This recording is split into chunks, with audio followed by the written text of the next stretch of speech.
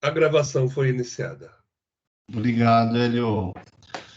Bom dia a todos. Hoje, dia 2 de setembro de 2022, 8 horas e 36 minutos. Estamos dando início à sessão de julgamento da nona Câmara Julgadora do Tribunal de Impostos e Taxas. Agradeço aos julgadores Dr. Walter, Dr. Carlos, Dr. Rafael, Dr. Rodolfo pela representação fiscal e a doutora Ingrid presente para acompanhar o julgamento da contribuinte apelante Inox Serviços Brasil Limitada, AM 4030-803. Peço para que todos abram esse processo. A sustentação oral já foi feita em sessão anterior. O processo é de minha relatoria. Eu vou passar a leitura do voto. Se alguém tiver alguma dúvida, a doutora Ingrid está presente para eventual esclarecimento de fato, tá? Como já mencionado em sessão anterior, esse auto de infração, inicialmente, ele contém 6 acusações, no entanto, ele retornou da Câmara Superior só para julgar o item 4, tá? Então, vou passar diretamente a leitura do voto a partir do item 7, dispensando a leitura do relatório. O AIM contém 6 acusações, no entanto, somente permanece em discussão o item 4. No item 4, a acusação é de deixar de proceder o estorno de crédito de ICMS decorrente de saída subsequente isenta circunstância imprevisível à data da entrada da mercadoria. Preliminarmente, as folhas tais alega-se nulidade da decisão recorrida. Segundo a recorrente, a nulidade decorre do fato de que a decisão recorrida deixou, abre aspas, de analisar o pedido certo e determinado, articulado pelo contribuinte, para que fosse declarada a ilegalidade da aplicação pelo fisco estadual de juros de moras em patamares superiores aos praticados pela União, fecha aspas. De fato, o julgador de primeira instância não apreciou a matéria. No entanto, a matéria em discussão, juros de mora em patamares superiores aos praticados pela União, já tem entendimento consolidado no âmbito desse tribunal, por meio da súmula 10/2017, que foi revisada recentemente em 9/6/2022 e atende ao pleito da contribuinte. Vejamos, transcrevo a súmula 10 revisada e continuo no meu voto. Nesse contexto, entendo que a questão deve ser superada, dada a existência de súmula desse tribunal, que trata da matéria e acolhe a tese da contribuinte. Assim, afasta a preliminar e passo ao mérito. No mérito, em relação ao item 4, o AFR, no relatório circunstanciado, explica. Diz o AFR, o autuado deixou de efetuar estorno de crédito de ICMS nos meses e valores especificados nos demonstrativos juntados, decorrente de saída subsequente, isenta, circunstância imprevisível à data da entrada da mercadoria. O autuado deveria efetuar o estorno conforme artigo 67, inciso 2 do RICMES. Ele transcreve o artigo 67 e negrita o inciso 2, que diz o seguinte, diz o artigo 67, né? Salvo disposição em contrário, o contribuinte deverá proceder ao estorno do imposto de que se tiver acreditado, sempre que o serviço tomado ou a mercadoria entrada no estabelecimento, inciso 2, for objeto de saída ou prestação de serviço não tributada ou isenta, sendo essa circunstância imprevisível a data da entrada da mercadoria ou da utilização do serviço. Continuo na manifestação da FR. As operações representadas pelas notas fiscais relacionadas são isentas, pois se tratam de remessas para a Zona Franca de Manaus. O autuado deixou de se tornar o crédito de ICMS referente às mercadorias entradas no estabelecimento, que foi objeto de saída isenta, sendo essa circunstância imprevisível à data da entrada da mercadoria. Estas mercadorias foram revendidas para estabelecimentos localizados na Zona Franca de Manaus, usufruindo-se do benefício de isenção prevista no artigo 84 do anexo 1 do RICMES. O autuado deveria ter feito o estorno conforme determinado no artigo 67, inciso 2 do RICMES. Vale observar que não haveria necessidade de estornar o crédito relativo às mercadorias utilizadas como matéria-prima ou material secundário na fabricação e embalagem de produtos. Este direito de manutenção do crédito está previsto no artigo 14 das disposições transitórias do RICMES, a seguir transcrito com grifo meu. Ele transcreve o artigo 14 das disposições transitórias e continua na manifestação. Ocorre que as mercadorias emitidas pelo autuado para a Zona Franca de Manaus com isenção não foram fabricadas pelo mesmo, razão pela qual não há para estes casos o direito à manutenção de crédito. Essas mercadorias foram adquiridas pelo autuado e remetidas sem qualquer tipo de transformação ou montagem. Os demonstrativos auxiliares deste item trazem, em resumo, o crédito ICMS apropriado por quilo de mercadoria. Estes foram elaborados a partir das notas fiscais de entradas dessas mercadorias, sendo que as mesmas também estão relacionadas nos demonstrativos auxiliares.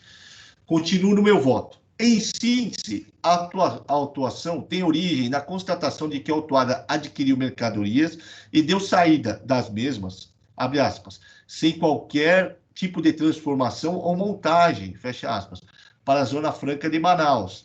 Assim, tendo em vista que as saídas foram isentas, a autuada deveria promover o estorno do respectivo crédito das aquisições. Argumenta a recorrente que as saídas à Zona Franca de Manaus são equiparadas à exportação, portanto, de rigor a manutenção dos créditos.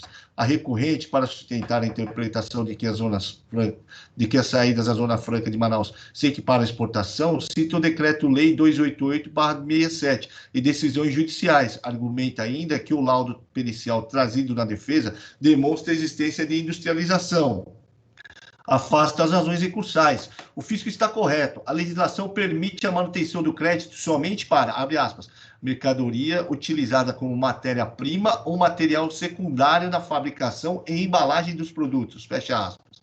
A matéria já foi exaustivamente discutida no âmbito desse tribunal.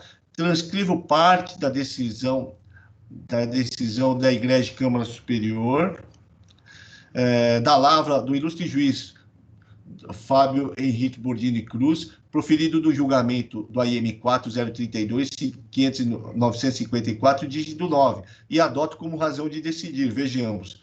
Transcrevo a decisão, parte da decisão, e continuo no meu voto, que trata dessa matéria. No mesmo sentido, transcrevo parte da resposta à consulta tributária 3.708/2014 e incorporo ao meu voto como razão de decidir. Transcrevo também resposta à consulta no mesmo sentido.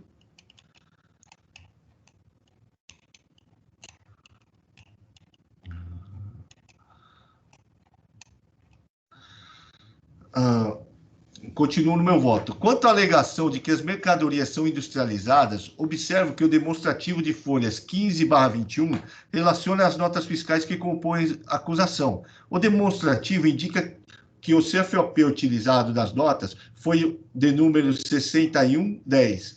Na manifestação fiscal, a AFR informa que as notas fiscais de remessa à Zona Franca de Manaus estão listadas no demonstrativo de folhas 15/21. Observa-se que todas as notas foram emitidas com Código Fiscal de Operação e Prestação, número 6110, conforme consta no anexo 5 do regulamento do ICMS, classificam nesse código as vendas de mercadorias adquiridas ou recebidas de terceiros que não tenham sido objeto de qualquer processo industrial do estabelecimento, destinado à Zona Franca de Manaus ou área de livre comércio, desde que as operações sejam isentas ou não tributadas.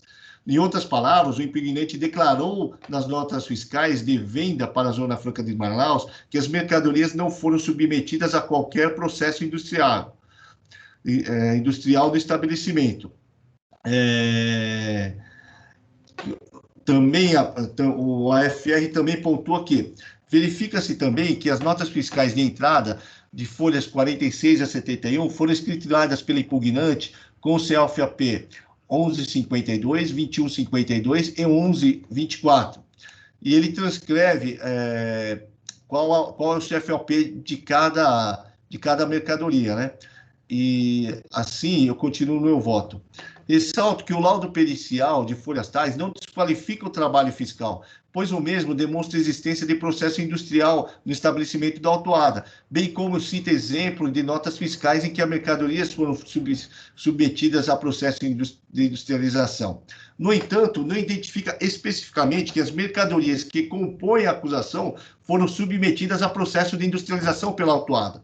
A existência de processo industrial na autuada não permite inferir que toda saída de mercadoria se refere à mercadoria industrializada pela autuada.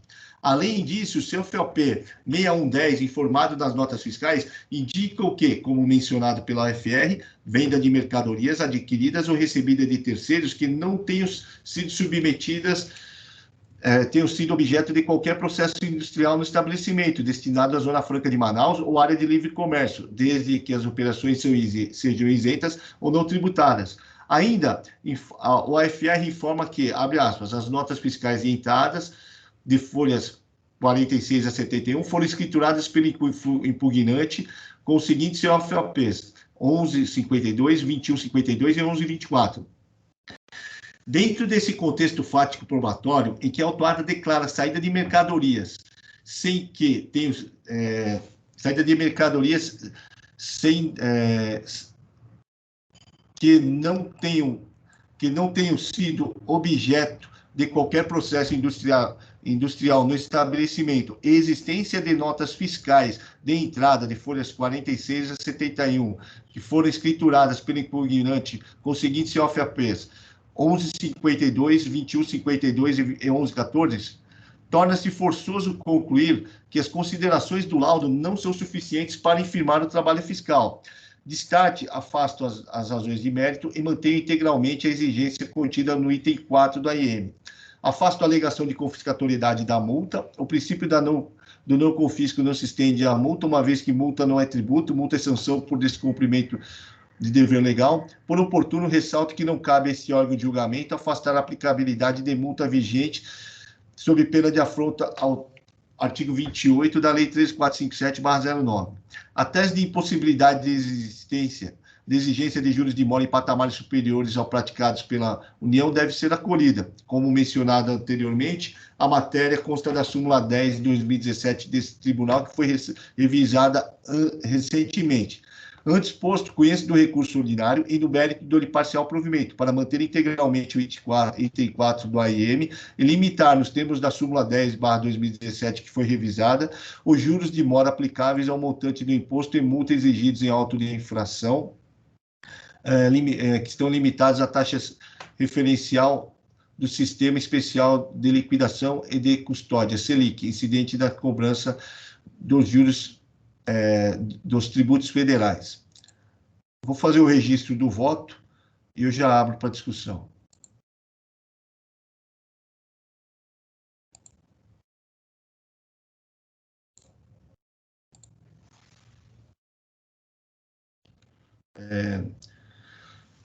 Em síntese, o processo retornou para julgar o item 4, tá? São mercadorias destinadas à Zona Franca de Manaus. Como mencionado no voto, o benefício da manutenção do crédito só se refere à matéria-prima e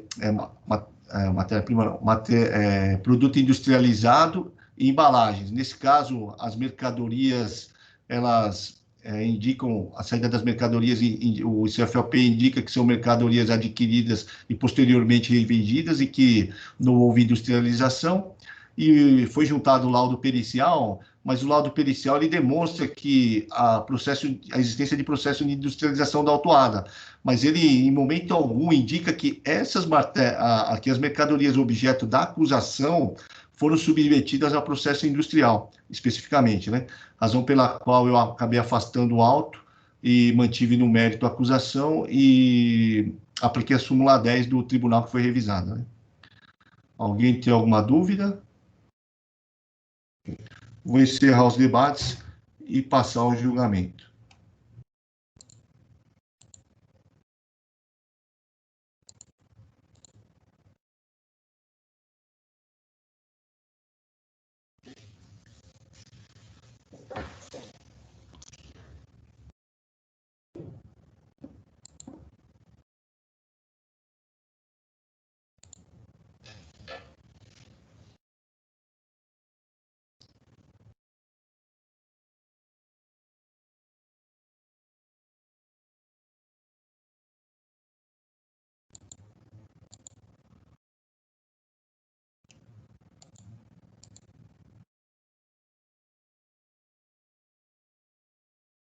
Para Ingrid, processo da Aperam Inox Serviços Brasil Limitada, IM 4030803, está encerrado. A decisão foi unânime pelo parcial provimento do recurso, mantida a acusação e limitado a taxa Selic, a forma de correção dos juros, tá? Fique à vontade, se quiser continuar para assistir a sessão, se quiser pode se retirar. Obrigada. Bom dia a todos. Bom dia. Continuar o julgamento, mais um processo na pauta, Usina Batatais S.A., Açúcar e Álcool, AIM 413-968, o recurso misto, o doutor Rafael é o relator, anteriormente já havia sido pautado, e o patrono tinha comparecido e feito a sustentação oral, tendo em vista que ele não se encontra, fica à vontade, doutor Rafael. Muito obrigado, doutor Silvio. Eu só vou fazer um ajuste aqui no voto.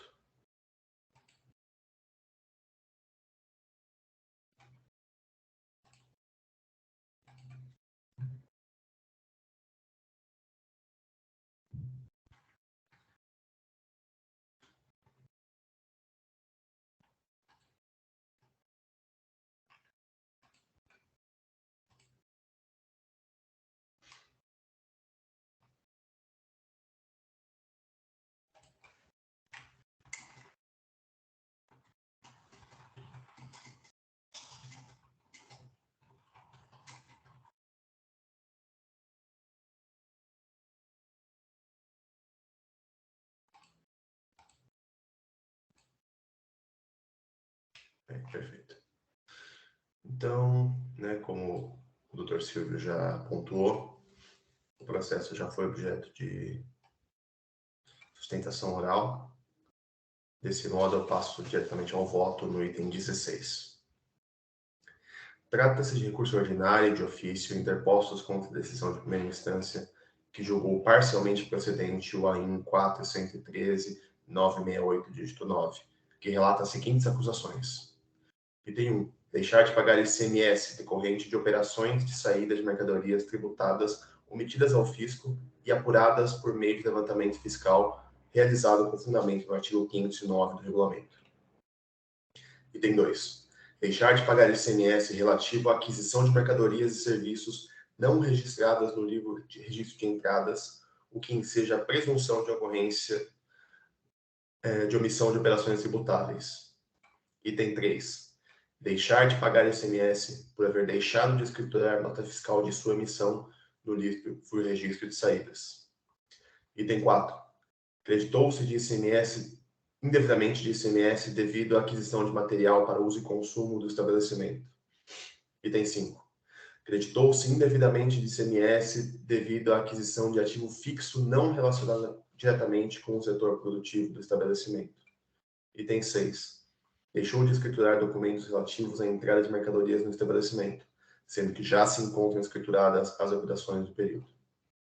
O item 3 do AIM exordial foi integralmente liquidado pela autuada, conforme certificado às folhas 8.187. O julgador de primeira instância julgou parcialmente procedente o AIM, sendo improcedente os itens 2 e 4, parcialmente procedentes os itens 1 e 6 e procedente o item 5.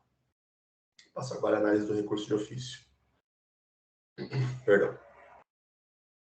Em seu parecer em recurso de ofício, a representação fiscal opinou pela manutenção da decisão de piso com relação aos itens 1, 4 e 6 do AIM exordial, razão pela qual deve ser mantida a decisão de piso em relação aos referidos itens. Relativamente ao item 2 do AIM, afirma que a decisão de piso deve ser reformada, uma vez que a presunção de ocorrência de omissão de operações tributárias sem pagamento de imposto, quando da existência de entrada de mercadorias não registradas, decorre da pressão de que tais mercadorias foram pagas com receitas omitidas ao fisco através de saídas tributadas, não se tratando de levantamento específico, mas de modalidade distinta de levantamento prevista no artigo 509-A do regulamento do ICMS. Assiste parcial razão à Fazenda Pública. A decisão guerreada cancelou o item 2 do AIM sob o fundamento de que o disposto no artigo 509-A, inciso 5 do regulamento, versa sobre a entrada de mercadorias não registradas que estejam associadas ao objeto social da empresa, no caso em tela, a produção de açúcar e álcool, tais como matérias-primas, insumos ou produtos acabados para comercialização. Uma vez que as mercadorias objeto da autuação se tratam de materiais de uso e consumo, não seria aplicável, no entender do julgador monocrático, o disposto no referido artigo, uma vez que não haveriam saídas subsequentes omitidas ao fisco de tais mercadorias. No entanto, da análise do artigo 509-A, podemos depender que a presunção de ocorrência de omissão de operações e prestações de serviços tributáveis, quando da existência de entrada de mercadorias não registradas, não se dá pela presunção de que referidas mercadorias tenham sido objeto de prestação posterior, mas sim de que sua aquisição se deu com recursos financeiros obtidos anteriormente em operações tributáveis cometidas ao fisco. Assim, ainda que as operações de entrada não registradas, que são objeto da autuação, se refiram a mercadorias classificadas como materiais de uso e consumo, subsiste a presunção de omissão ao fisco de operações tributáveis, consoante disposto no artigo 509-A do regulamento da CMS, devendo a decisão de piso ser reformada. No entanto, conforme bem apontado pelo FR autuante em sua manifestação fiscal, às folhas 8.160, a autuada logrou êxito em demonstrar, em sua defesa, que diversas operações foram objeto da autuação no item 2, foram objeto de devolução e ou são desconhecidas da autuada. Transcrevo o trecho no qual o fiscal autuante reconhece que uma parte das operações que são do item 2, elas são não conhecidas pela empresa autuada ou então foram devolvidas aos remetentes, de modo que ele propõe a redução da base de cálculo do imposto e, consequentemente, a redução do imposto devido nesse item. Continuo no item 26. Desse modo, conheço do recurso de ofício e, no mérito, dou-lhe parcial provimento para restabelecer parcialmente o item 2 da ordem exordial, reduzindo o ICMS exigido na autuação para R$ 75.574,33. Passa agora a análise do recurso ordinário. Em seu recurso ordinário, a autuada alega preliminarmente que é nula a decisão de primeira instância por ofensa ao princípio da ampla defesa, na medida em que esta passou ao largo da discussão acerca da necessidade de individualização da pena, através da aplicação do artigo 527-A do regulamento. Sem razão autuada. A decisão guerreada analisou a aplicabilidade da redução ou relevação de penalidade, prevista no 527-A do regulamento, e fundamentou adequadamente sua decisão, as folhas 8.208, não havendo que se falar em nulidade do julgado. Relativamente ao item 1, a autuada alega em seu recurso ordinário que a decisão de primeira instância deve ser reformada, uma vez que a suposta diferença no volume de álcool decorre de quantidade utilizada para consumo próprio e ou revendida aos prestadores de serviço, conforme demonstrado na impugnação. Afirma que o julgador monocrático não considerou tais informações, limitando-se este a alegar que a fiscalização teria trabalhado com os dados escriturados pelo contribuinte. Sem razão autuada. O fiscal autuante esclarece, em sua manifestação, folhas 8.149 e 8.150, que a autuada foi notificada, as folhas 471, a informar a respeito de ajustes de inventário não informados nos registros SPED, e que, em sua resposta, a autuada não informou a quantidade consumida.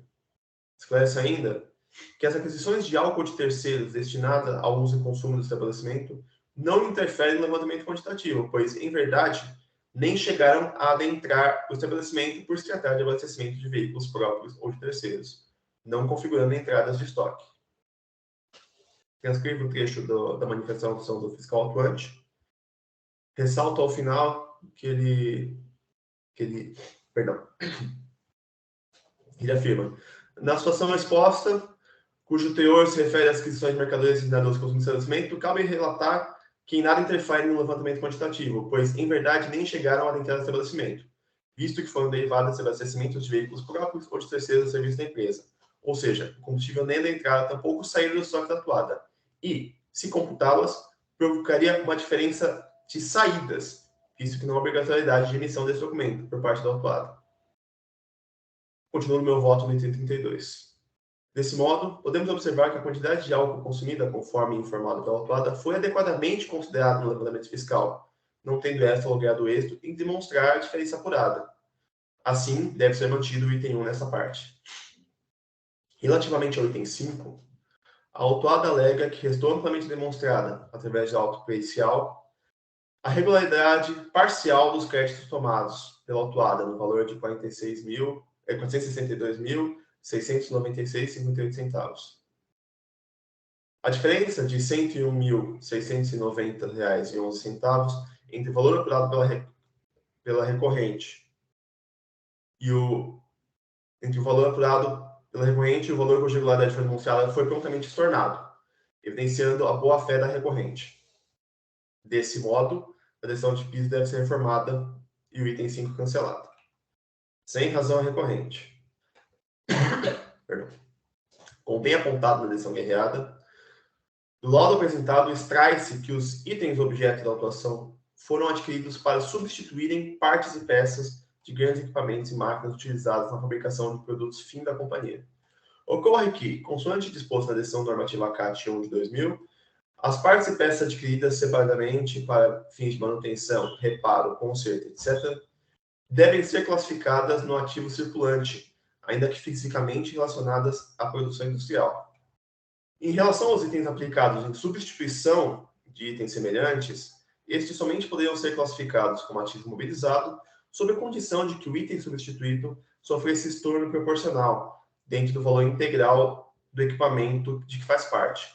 Como caso tal estorno não seja possível, o valor deve ser lançado como estoque de despesa. Eu transcrevo aqui o trecho da decisão em que ele traz essa informação. Também não socorre autuada as alegações acerca do estorno do crédito de parte do item 5. Isso porque referido estorno foi realizado dentro do período de exclusão da espontaneidade, não possuindo, portanto, condão de afastar a acusação fiscal. Destarte, mantenho integralmente o item 5 do AIM.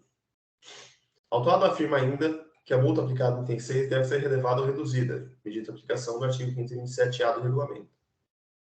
Em suas contrarrazões ao recurso ordinário, a apreciação fiscal aponta que a autuada é empresa de grande porte, com capital social declarado de 26 milhões de reais, e que, em consulta ao sistema da Secretaria da Fazenda e Planejamento, observa os diversos ainda lavrados contra a autuada. Diante de tais circunstâncias, não acolho a pretensão da autuada. É de se esperar que uma empresa com porte da autuada disponha de adequado controle de sua escrita fiscal. Ademais, a aplicação de penalidades tem o objetivo de coibir a ocorrência de infrações à legislação, razão pela qual sua relevação esvaziaria o sentido da norma punitiva e incentivaria a inobservância da norma que estabelece a obrigação acessória.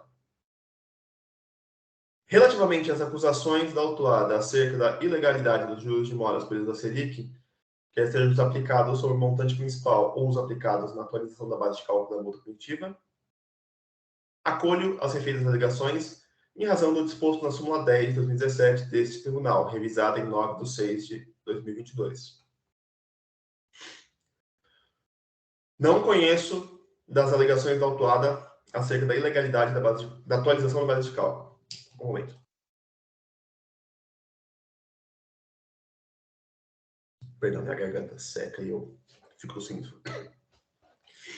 Não acolho as alegações da autuada acerca da inconstitucionalidade da multa aplicada por ser confiscatória. Isso porque a multa aplicada tem base legal e foi corretamente calculada e aplicada. Não cabe neste órgão de julgamento perquirir se a multa aplicada é elevada ou não. Ademais, por força do artigo 28 da Lei 13457 de 2009, é vedado a este órgão de julgamento afastar a aplicação de lei vigente sob a alegação de inconstitucionalidade, salvos no caso expressamente previstos. Diante do exposto, conheço parcialmente o recurso ordinário e, no mérito, dou-lhe parcial provimento para que seja aplicada a taxa Selic para os juros moratórios aplicados sobre o montante principal e atualização da base de cálculo da multa punitiva. Dispositivo. Com base no exposto e em tudo mais que dos autos consta, conheço o recurso de ofício e, no mérito, dou-lhe parcial provimento para restabelecer parcialmente o item 2 do AIM extrajudicial, reduzindo o ICMS existido na autuação, para R$ 75.574,33. E conheço parcialmente o recurso ordinário e, no mérito, dou-lhe parcial provimento para que seja aplicada a taxa Selic para os juros moratórios aplicados ao montante principal e atualização da base de cálculo da multa punitiva, mantendo, no demais, a decisão recorrida. É como voto.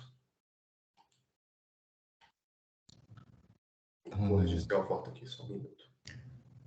Enquanto o doutor Rafael faz o registro do voto, alguém tem alguma dúvida? Quer fazer alguma manifestação? Pois não, doutor Walter?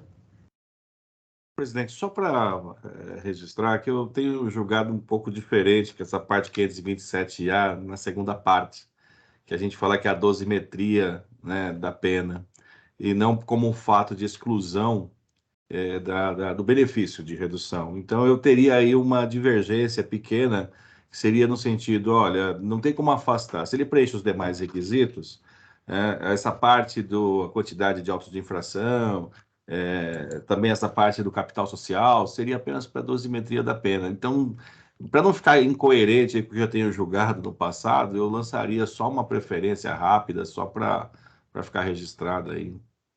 Tá? Tá ok, doutor Walter, fica à vontade. Alguém mais quer fazer alguma manifestação?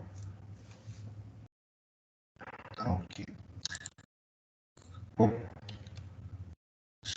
só aguardar o registro do voto, aí eu concedo a preferência.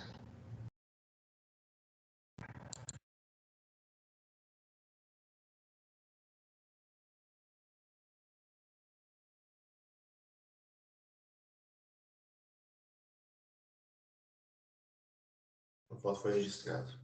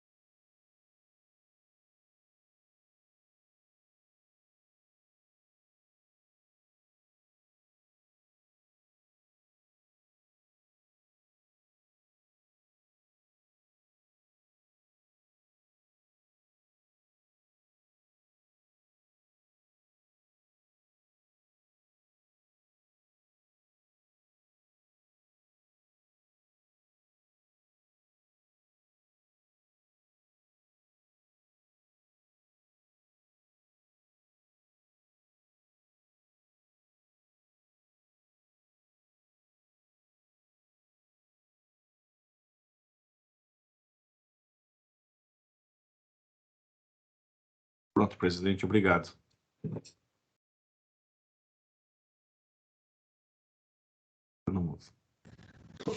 Por nada, doutor Walter. Pode ficar à vontade, pode passar a leitura. Obrigado, presidente.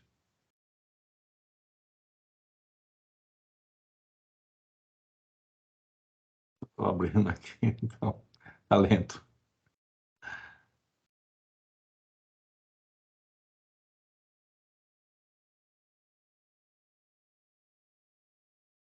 Ah, sim, presidente. Obrigado. Bom, presidente, em que pese o brilhantismo do douto voto do juiz relator, ouso discordar apenas quanto aos critérios subjetivos de aplicação do artigo 527-A do RICMES 2000, no que tange à existência de autos de infração e capital social elevado, pois são situações para dosimetria da pena.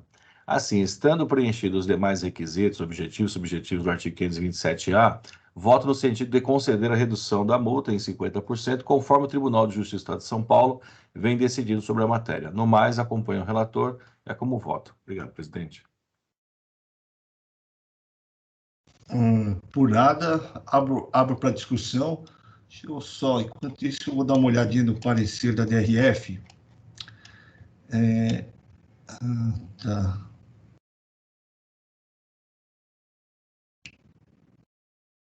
1, 2, 3, 4, 5, 6, 7, 8, 9, 10, 11, 12, 13. 13 autos de infração, né?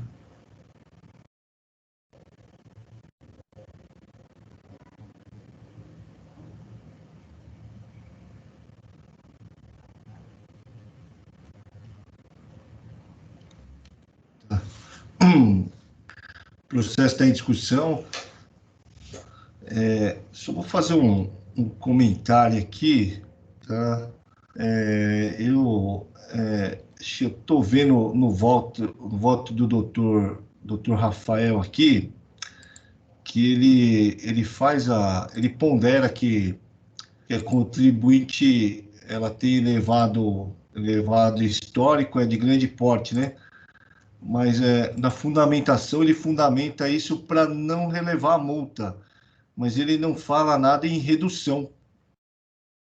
Se eu não estou não sei se eu estou enganado, tá? Deixa eu passar a leitura. No item 40, né? Diante de tais circunstâncias, não acolho a pretensão da autuada. É de se esperar que uma empresa com o porte da autuada disponha de adequado controle de escrita fiscal. Ademais, a aplicação das penalidades tem o objetivo de coibir a ocorrência de infrações à legislação, razão pela qual sua relevação esvaziaria o sentido da norma punitiva e incentivaria a inobservância da norma que estabelece a obrigação acessória. Não sei se eu me engano, mas isso daí fundamenta a não relevação, né?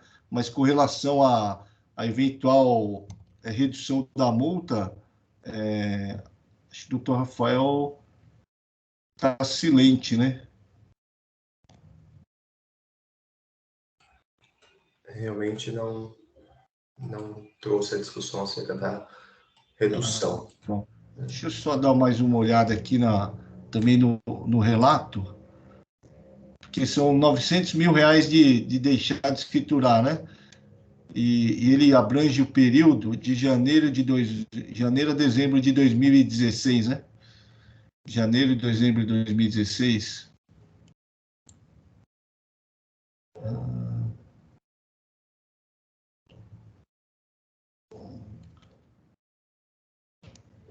Nesse caso aqui, eu vou... 916 mil. Doutor Carlos, quer fazer alguma consideração, doutor? Presidente, eu estou analisando também, eu estou colocando eu estou vendo as suas ponderações e coloquei as ponderações do Dr. Walter. Eu achei muito prudente e acompanhar, inclusive, o Dr. Walter. Acompanhar o doutor Walter? Sim. Tá. Deixa eu só dar uma olhada no quadro 2 aqui.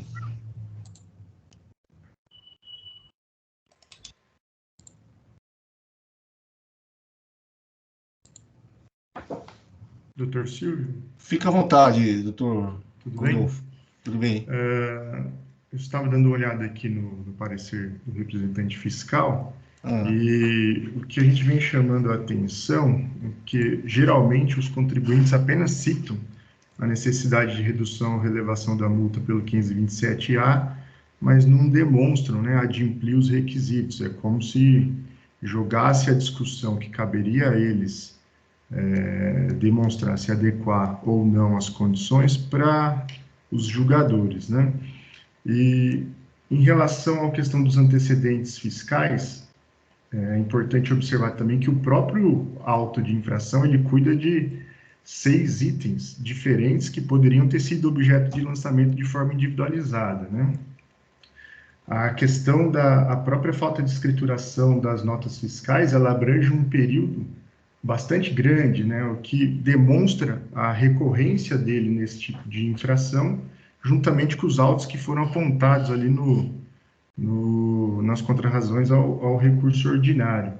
Então, isso somado ao grande porte econômico dele, ao nosso entender, faz ele não ser merecedor do benefício da redução ou mesmo da relevação de multa. Entendo perfeitamente a posição do Dr. Walter em relação a dizer respeito simplesmente à dosimetria, né? Mas está sendo proposto uma redução de 50% da multa, que ao nosso entender aqui é uma grande redução, tendo em vista todo esse histórico do contribuinte em relação às demais infrações e até mesmo ao próprio auto de infração, que aponta diversas outras infrações que se permaneceram sendo cometidas ao longo de um grande período. Dentro do próprio auto de infração é possível notar essa recorrência dele nesse tipo de infração. É só essa consideração. Muito obrigado. por nada. Vou deixar de escriturar. Inciso 5, né? Acho que... deixa eu ver aqui. Inciso 5.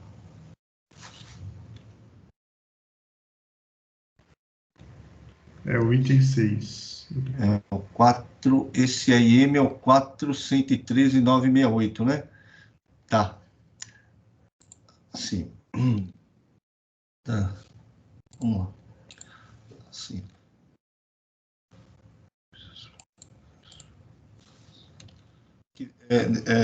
Nesse caso aqui também, o que acontece? A empresa também é de grande porte, tá? Eu olhei o parecer da representação fiscal, ela teve, além desse auto de infração, mais 12 autos de infração. A representação fiscal, ela indica as alíneas dos autos de infrações, né? Levando em consideração que esse é o primeiro auto de infração que ela toma por falta de escrituração de notas fiscais, tá? Os outros autos de infrações não contemplam essa conduta infracional, contemplam conduta infracional de falta de pagamento e crédito indevido, né? Então, assim, nesse caso aqui também, eu vou concordar com o Dr. Walter, né? Lembrando também que a superior também tem posição consolidada no sentido de que são critérios a serem levados quando da dosimetria da pena, tá? Então, nesse caso aqui, considerando que, muito embora o valor seja um valor relevante de R$900 mil, mas frente ao tamanho da empresa, ao porte da empresa, ele não se torna um volume muito grande durante o ano, tá? E considerando também que esse é o primeiro auto de infração, pelo que está listado pela DRF, e que a conduta é específica de falta de escrituração, eu vou acabar acompanhando o Dr. Walter também nesse sentido, tá bom? Então, eu vou encerrar os debates e vou passar ao julgamento.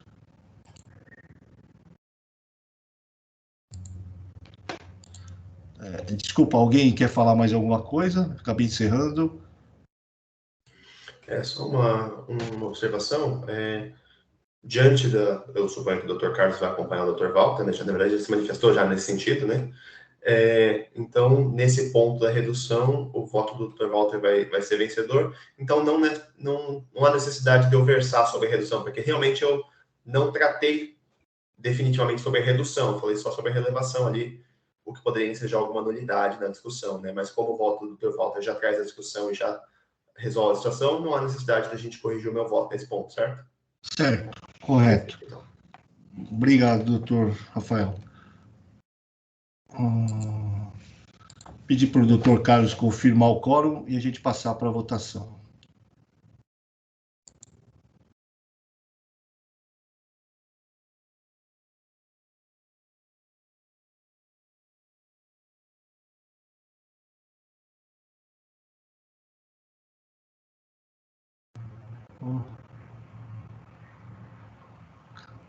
Vou reabrir debates que eu fechei aqui sem o doutor Carlos confirmar o presença. Deu problema aqui no meu, presidente. Vamos ver. Tá. Estou verificando o quórum novamente.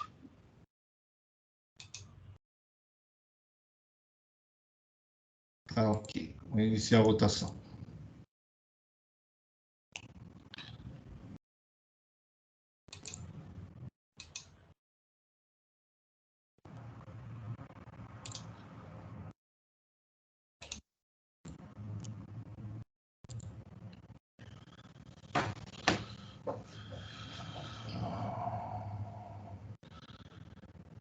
Então, está encerrada a votação, encerrado o julgamento. Prevaleceu o voto do doutor Rafael. Somente em relação à multa do item 6, prevaleceu o entendimento do doutor Walter pela redução em 50%. Deixa eu só preencher aqui.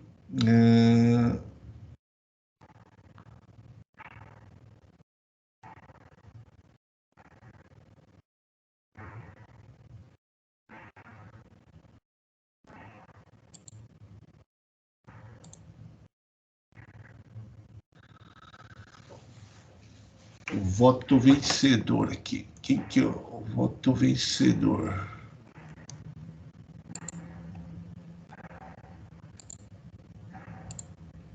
Engraçado que eu estou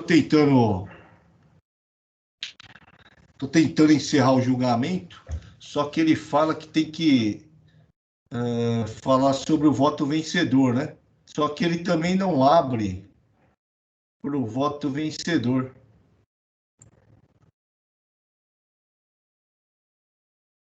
Ele fala, para encerrar o julgamento é necessário preencher por completo o voto vencedor. Recursões. Ah, tá. Então,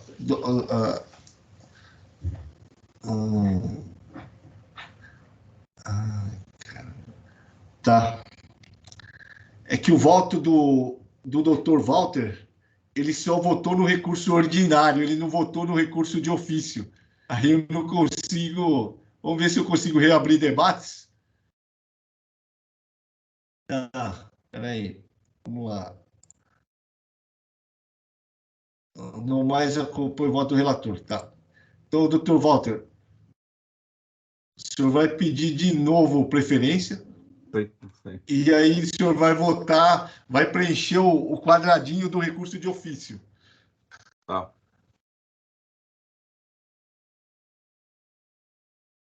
Perdão, como sempre aqui atrapalhando.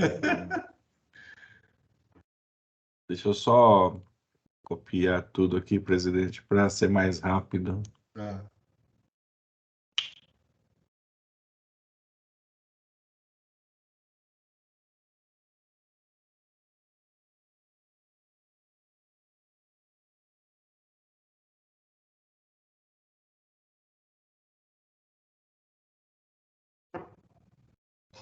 Bom, vou desistir do voto de preferência. É o que aparece aqui para mim, tá, presidente? Estou desistindo. Tá. E aí eu solicito na sequência. Tá, ok.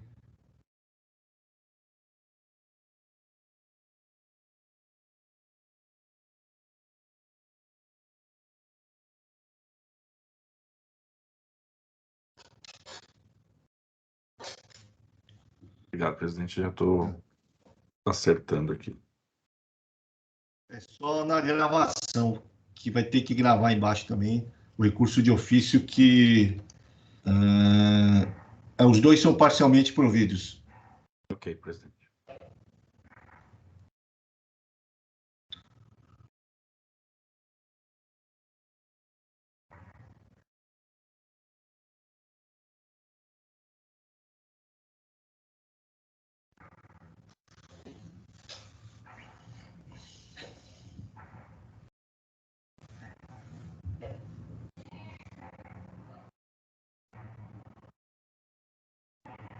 Os dois são parcialmente conhecidos, né, e parcialmente providos, ok?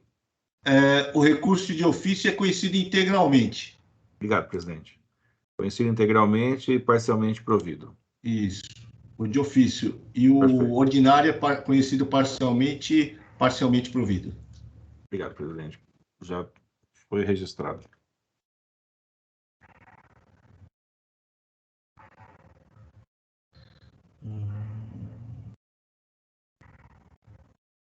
Tá, ok.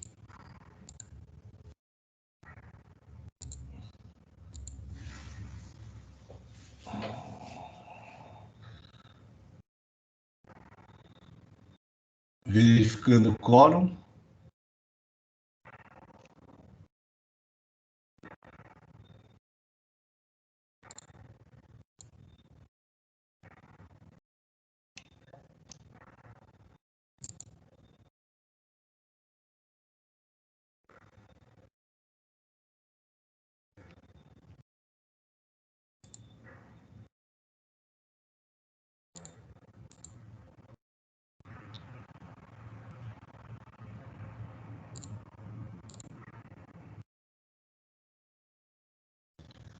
Agora está encerrado.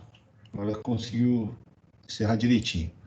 Com o julgamento desse processo, a IM 413.968, Usina Batatais S.A. Açúcar e Álcool, recurso ordinário parcialmente conhecido e parcialmente provido, recurso de ofício conhecido e parcialmente provido.